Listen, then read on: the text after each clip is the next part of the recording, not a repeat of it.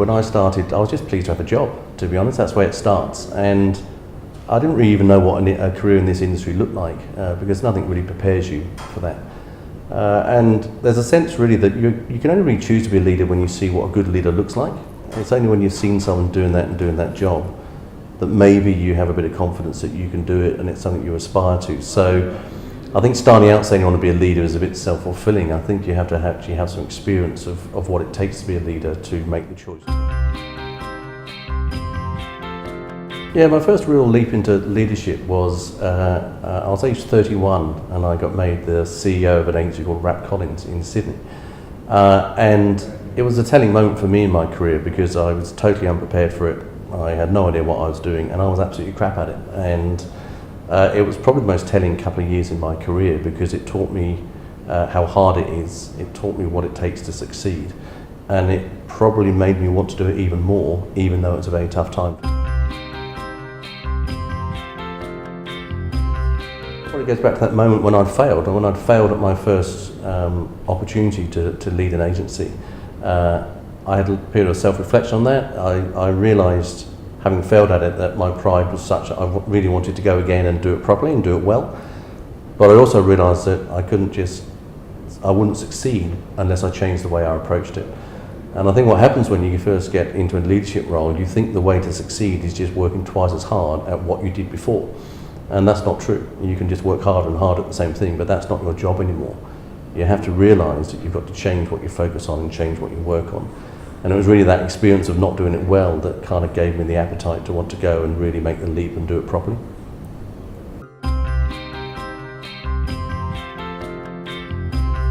I think what no one tells you about leadership is that it's a very, very lonely role, particularly in agencies. Agencies are very social places, there's lots of interaction. But really as a leader, you have to make some tough decisions and that's pretty lonely.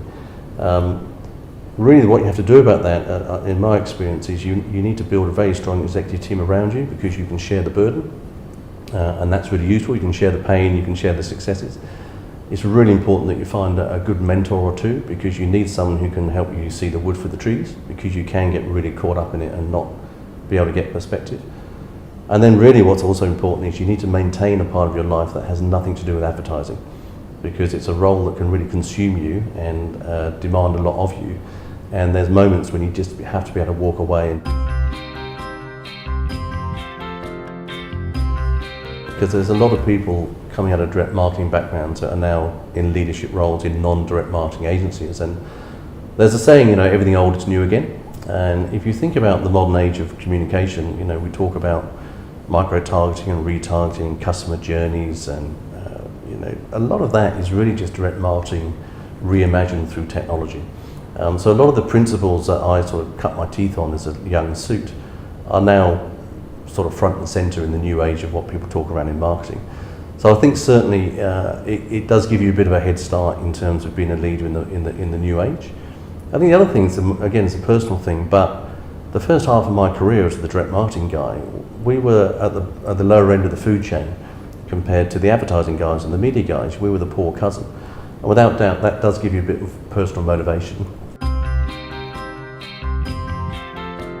Your leadership style is just a function of who you are, first and foremost, so you have to be authentic to that. That's probably a question best answered by people that work with me rather than by myself.